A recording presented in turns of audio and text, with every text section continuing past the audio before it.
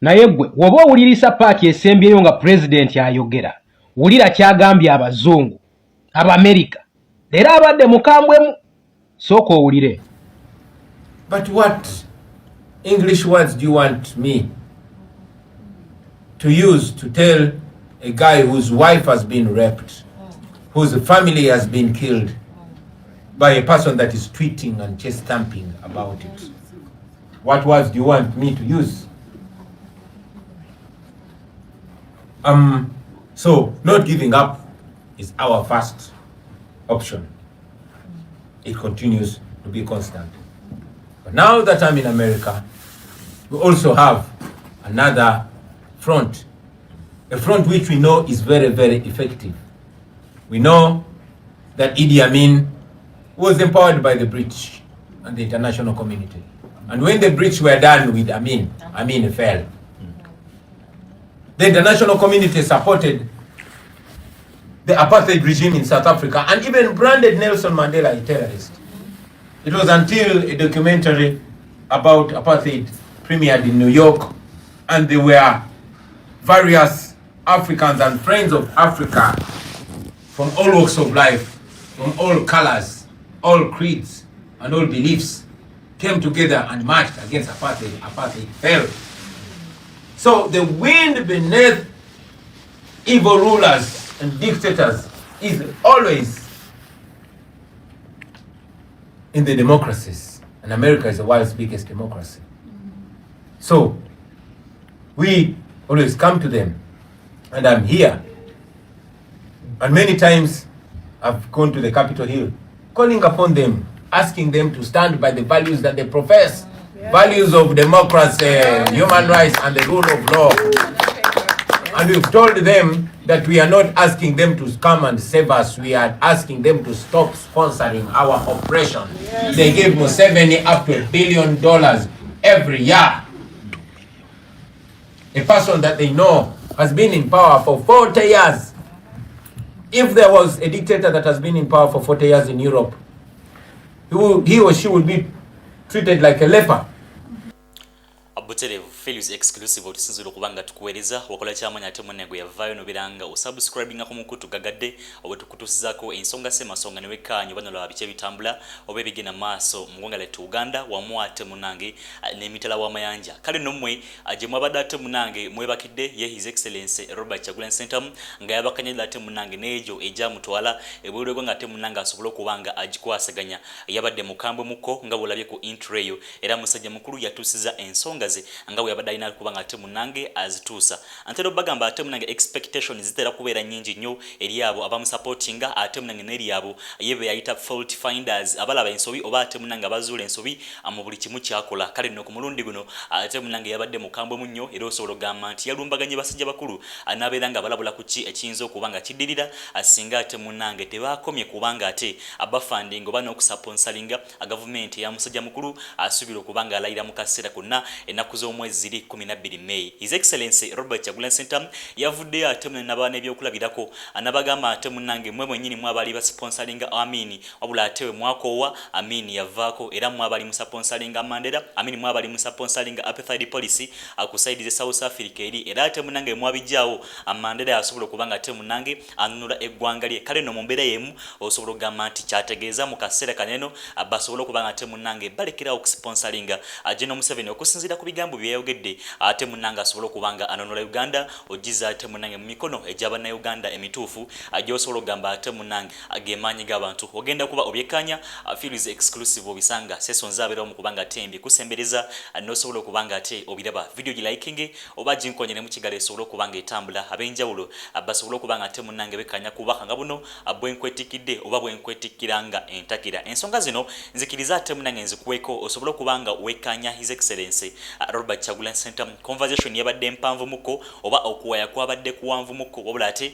ye yabadde mukambwe muko era nga obusonga ez'obusungu azeyatuusa okubanga asinza oba zeyasinza okubanga ate munange atuusa nga bogenda okubanga ozekkanya talina bigambo biwoomu eri GEN.M7 talina bigambo biwoomu ate munange eri abakulembeze bonna abatambulira mu lugiimu eno wabula ate ensonga osana n'obeera nga ozekkanya kanzikuwe osobola okubanga ate munange oziraba His Excellency Robert Kyagulanyi Ssentamu butya bwe yatuusiza ensonga za ate munange nange ukomewo atwengereko n'agaliro mu butongole. Looked up to, and I realized that maybe if I take a dive into the matters that actually matter to our people, I would lead a generation into that direction. I want to believe that we have largely done that, but so much needs to be done. So with that, here I am. I ran for MP in 2017. I won with 80% of the vote when I was competing with the ruling party candidate and the main opposition candidate. 2 years later, when I was in Parliament, I realized that indeed Parliament was just a rubber stamp, because having changed the Constitution to remove term limits, this time when I was just a few months in Parliament, GEN.M7 introduced a bill to change the Constitution once again, to remove the age limit, to allow him to rule forever. And I led my fellow MPs to resist that. When he used the military to forcefully change the Constitution, because I knew that politics was a game of the popular, and I knew that young people, who are the majority, 85% of our population, I ran against him, defeated him for the presidency in 2021, as it is chronicled and captured very well in a documentary about myself and my family called Bobiwine, the People's President. Of course, it was rigged again. I was to challenge him again in the election that happened on January 15th, which election we had under complete blackout of the internet, an election that was completely taken over by the military. And after that election, placed under house arrest, raided in my home, my wife beaten, stripped naked and filmed and all that. The head of the military, who is GEN.M7's son, ordered for my testicles. The long story cut short, I ended up running out of the country, and here I am. Not defeated, not silenced, still growing strong and preparing to go back home. Thank you very much, ladies and gentlemen. Actually, a lot of the stories and the highlight of which that Mr. Chagulanyi gives us here will soon come out in my book on music and politics in Uganda. I don't want to spill the beans by telling you the title of the book. I don't know if that would be an issue, but it basically chronicles Bobiwine's artistry, but also entails with the question of how which is a very controversial one though, because I've had several interviews with him in Uganda, and he still thinks of himself, even initially, as not being a politician. And yet, the kind of activities he's, being engaged with could actually be perceived as political. But anyway, there's that monograph that is coming out as a result of so many years of studying Bobiwine's music, inside out as a musician, and then looking at how that, study may even, counter-argue the idea that, Bobiwine's political career only started in 2017. But hey, hello, how about those very many songs that have actually spoken and to the injustices many years before 2017. So it engages with all those kind of aspects. And now coming back, it is interesting that you always refer to yourself as not a politician. But we just recently, had this election where you excited so many young men and women, some of whom now ask themselves, our guy is not here. What are we going to do? So some of them feel like they're a lost sheep. Do you think that they should feel that way? Do you think there is a space now that you are gone for a while, even though you've already announced in your other fireplace conversations that you're actually on your way back to Uganda? What message do you have for those young men and women who have actually garnered this great support behind you and seen you as a visionary? Thank you, Professor. It has always been my desire to light a fire, not just in me, but among many people, especially the young people of our country, of our region, and of our continent, and hopefully of our beautiful world where we live today. It is not just about me. I did not show up as the most qualified, as the most educated. As you are aware, the first time I ran for president, I didn't even have a university degree. So it was an effort to challenge the people, especially the young people, to fold their sleeves and get to do the work that they had to do. It is my satisfaction that very many young people got involved in the politics. The educated and qualified, young doctors, young lawyers, young engineers, but most importantly, the common people owned up the politics. The barbers, the market vendors, the taxi drivers, and that is the desire. While I am leading the charge, I don't want it to be about me. I want it to be about all of us, because it has always been the effort of the dictators to strike the shepherd and to scatter the sheep. So I don't want it to be about me. My message to all these people has always been that every one of you can be a Bobiwine. Indeed, every one of you should be a Bobiwine. This time around, when I ran for president, I discouraged the nation from using my picture. Yes, my face was already known, my name was already known, but I told them to carry the national flag, to own the nation. Each one of them put it in their house, put it in on their vehicle, put it in their living room. No wonder now the Uganda national flag has been criminalized by the regime. Many people are in prison for being found waving the Ugandan flag because it is a sign of protest against misrule. So I believe that they've had that. Of course, I know that I am dearly missed, just like I am dearly missing home. But maybe, just like they say, there's always a silver lining on every cloud. Maybe this should communicate to us and should challenge other Ugandans to imagine a time of my absence. At least I'm still alive. At least we live in a generation where they are now watching me on Facebook, on Twitter, on TikTok, and all these other places. But I'm telling them that the most important thing is to remove this idolization or this individualization of the struggle. While I play role, everybody else. When President Museveni took over power in 1986, he actually came in with the story of instilling a sense of democracy in the country, which he seems to have actually kind of embarked on a little bit in the earlier 1990s before he lost track of that kind of ideology. Do you see yourself as trying actually to revitalize that ideology rather than presenting a new ideology altogether? You're very right. I'm not presenting anything new. You can't reinvent the wheel. This that I'm saying, Gen.M7 was saying at my age, only more eloquent. He was a prized revolutionary, just like many others, just like the Sankaras, the Robert Mugabes of this world. I mean, I was named after Robert Mugabe. Can you believe that? Yes. Because yes, he was a prized revolutionary.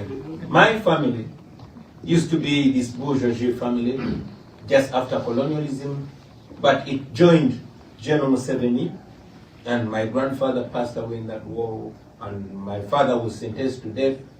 Thanks to the corruption of that regime, my mother bought him out of jail, and he was able to escape because she paid some of the people that were working in that regime, just like I was able to escape out of Uganda, thanks to those that don't agree with what was going on. So, when Gen.M7 was persuading our parents to join him in the Bush War, which consumed 500,000 of our people for him to get in power.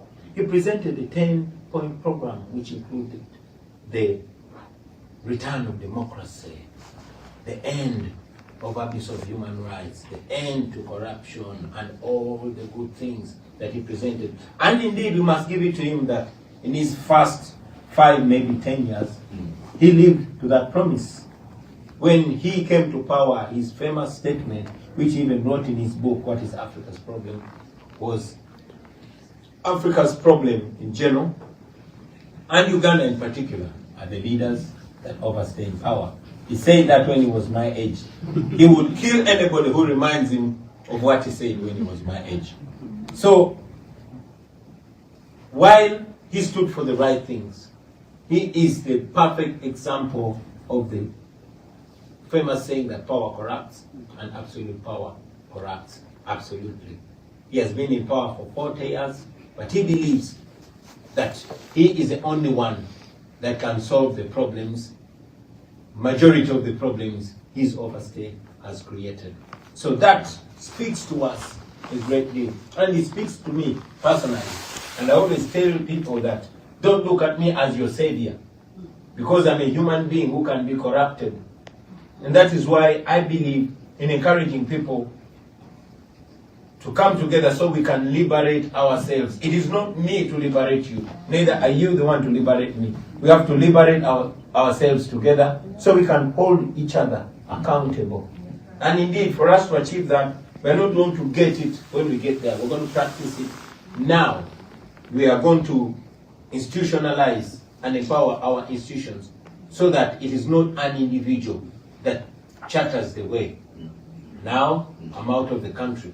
But the institution, the political party that I lead, the National Unity Platform, has my fellow leaders with whom we sit and agree many of my ideas about, and many of my ideas are challenged out, just like the ideas of others.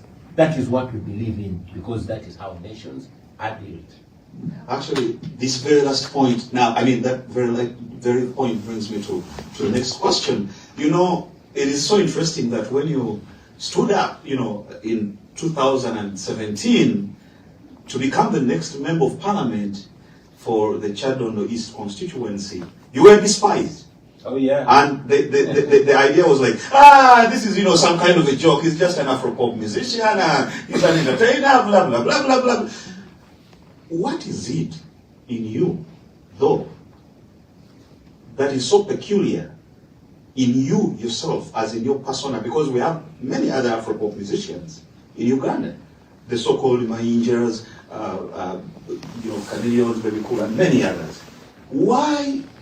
And some of them have even tried political office. But what is it that in you that I also still want to understand, and even where possible incorporate in my forthcoming book, that is able to animate this sense of energy to move not just even the young men and the women, because I've been to Uganda and I've seen this with my eyes, but even, you know, the older generation and even the, you know, the educated scholars.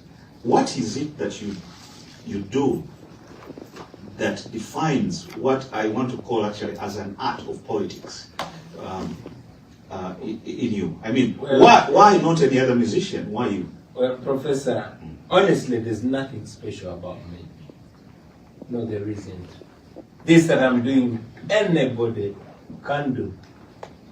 All you need to have is the decency to know that you're not special.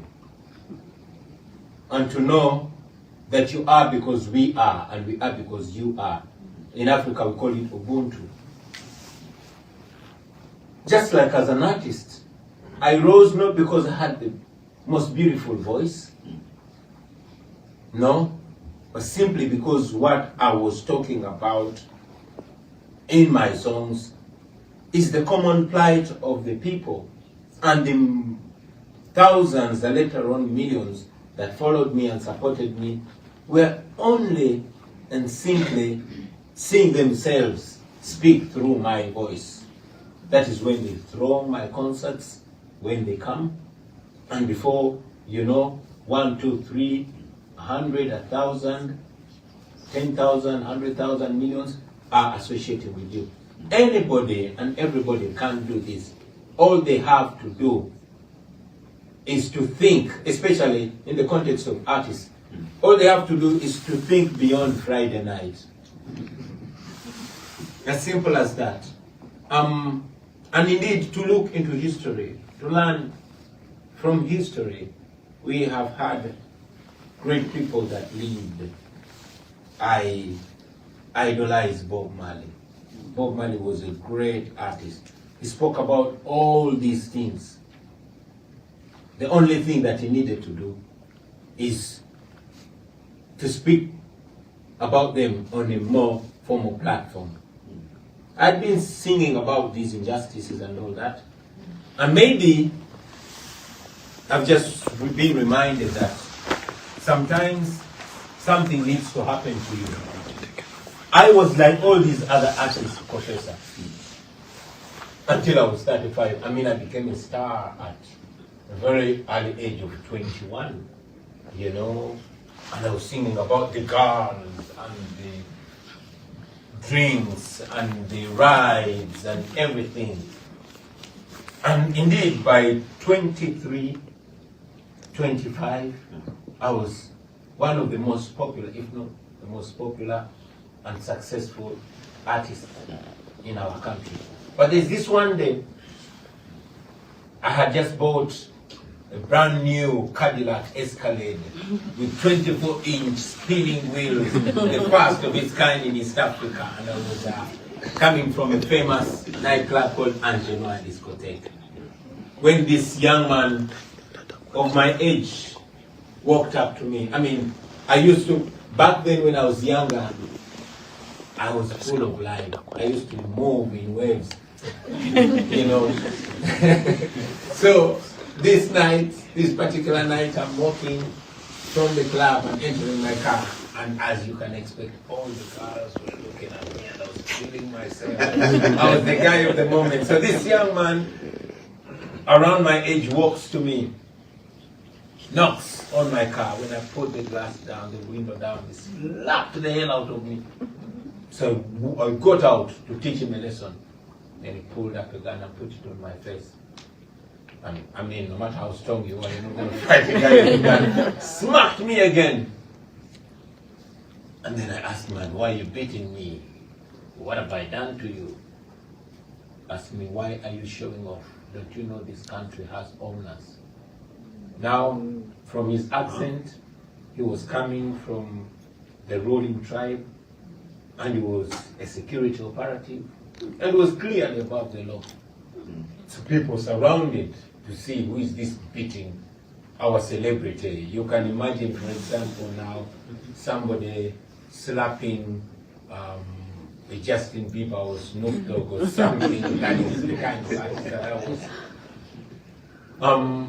Even the security of the club came and pleaded with him instead. Said, Afande means the high-ranking officer. Said, Afande, forgive him. He didn't know there are bosses around him. So he ordered me, get into your stupid car, get out of here. I had nothing to do. I got into my car with my friend Nubian, and we drove. We didn't talk or look at each other. But as I was driving back home, so many thoughts came to me. The injustice and all that. But again, it was not the first time I was seeing this, only that it was happening to me. It had been happening to other people. In the same club I was there, and these military officers would come, and I mean, sometimes there were nights where university students were there, would come and pick somebody's girlfriend, force and take her to the car, do all manner of things. These things had been happening. But because I was a star, and I had this proximity to power, I had the illusion that it couldn't happen to me. Well, it was happening to me. That rang a bell in me, because something told me you deserve it. It has been happening to other people, you didn't say what. So this triggered something in my mind, and I started singing about, talking about them, and thinking in a totally different line. But it took a whole 10 years until a time came and I decided that I'm not just going to talk about these injustices, but I am going to go to a formal platform where I can actually speak about them, maybe influence policies that can protect our people. So experiences that we go through many times open our eyes. Maybe some of my fellow artists are still living in the illusion that they are safe until they get the rude awakening. I hope they don't get it at a time when they can't do nothing about it. Yeah. Right. Recently, you graduated out of law school also. Yeah, congratulations.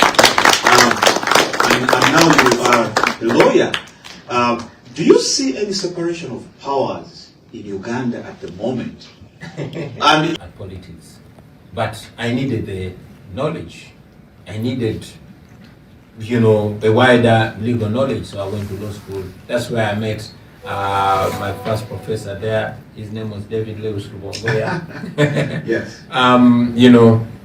In the second semester of my first year in law school, we had long conversations. That is the time when GEN.M7 was actually mooting the idea of changing the constitution again to remove the age limit. So my professor and I, together with other students, we decided that he was teaching us constitutional law, but we decided that it was futile to study constitutional law in a country that has no constitution at all. So the student and the lecturer left law school. Right now, that professor of mine, David Lewis, is the Secretary General of the party that I lead. Because together with other friends, including the renowned Joel Senyonyi, we started the People Power Movement, which moved into the party that we are leading now, which is the main opposition party. But I brought that because it is then that we saw the lack of constitutionalism. However, still ultimately I had to go back to law school and complete my course because I don't like unfinished businesses. As we stand now, it is not just lack of separation of powers, it is state capture. It is state capture. The parliament is captured. The judiciary is captured. The military is captured. Every institution of state is captured. We are under family rule, where Museveni is the president, his wife is the minister for education, his son is the chief of defense forces and tortures people for fun. And he does not even hide it. You can give it to Museveni. He has always been a benevolent dictator, but his son actually kills people and tweets about it. During this election, he killed and went ahead to tweet that he killed 23 of my friends and I was supposed to be the 24th dead body. He raided my house, tortured my wife, stripped her naked and took pictures of her. And he was later to tweet and said, oh, this is when I took over Bobby's house and subdued his wife. Narcissist is an understatement, but this is an individual that has taken lessons from Idi Amin and Hitler, and he believes in total subjugation and he believes in rule by terror. So it is not just lack of separation of powers, it is state capture, it is a state of terror in Uganda. Yeah. Do you think that, one more question from me before we now open it up to the audience, do you think that with that condition now in place, that the National Unity Platform that you lead as its current president has an important role to play in order to resuscitate that sense of constitutionalism in the country? And if so, how do you envision that to take course over time? I would say our major role is to keep the hope alive. The National Unity Platform, my friends, came in at a time when Museveni was proudly saying that by the next election there will be no opposition, because those that he had not subdued, he had bought up. The Uganda's oldest political party, the Democratic Party was bought out.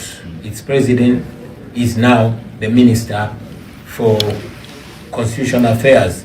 He's the one that brought a law to disempower opposition political party. He's the one that is overseeing the trial of civilians in a military court. And I mean, having hitherto been renowned opposition people, they are being used to present the most embarrassing laws. I mean, one renowned lawyer called Sibambi, who was just a few months ago, maybe 3 or 4, was the deputy president of the Forum for Democratic Change, the party that Dr. Besigye used to lead, is the one that drafted and presented a new law that was passed the day before yesterday that provides that a Ugandan that leaves Uganda is referred to as a foreigner. So you and I are effectively foreigners. And this law prohibits Ugandans sending back money to fellow Ugandans without the permission of a minister. And anybody that is found guilty of doing that runs the risk of serving 20 years in prison or a fine of 2 billion shillings or both. This is meant to completely disempower the population, and it is now in the offing that they are trying to scrap presidential elections to ensure that members of parliament who are handpicked by the regime are the ones that elect president. So the role of the National Unity Platform first is to keep the hope alive, to keep galvanizing the population, to bring people together. And one very important role of the National Unity Platform is to look at itself not just as a political party. Now this is rather confusing. We started out as a loose political movement called the People Power Movement. And we've said it many times that we are not a political party. We are a movement. We are the People Power Movement. We just have a political party, our electoral platform. But the People Power Movement encompasses all Ugandans. One thing that we are confident about is the people of Uganda, from the east to the west, from the north to the south and central, are all for change. And this was evident in the recently concluded elections. So we are to keep the hope alive, to guide our people, and most importantly, to keep them non-violent. I find myself in a challenging situation, leading a generation that is hungry and angry and wants to free themselves by any means necessary, and rightly so. But because I am aware that for the last 40 years, GEN.M7 has spent all our money not to revamp the healthcare system or the education system or to develop the country or to improve the infrastructure, but to stockpile weapons, to fortify himself as the master of violence. Now we don't want to give it to him. That is why we have decided to use non-violence, because when we use non-violence, we render his weapons impotent.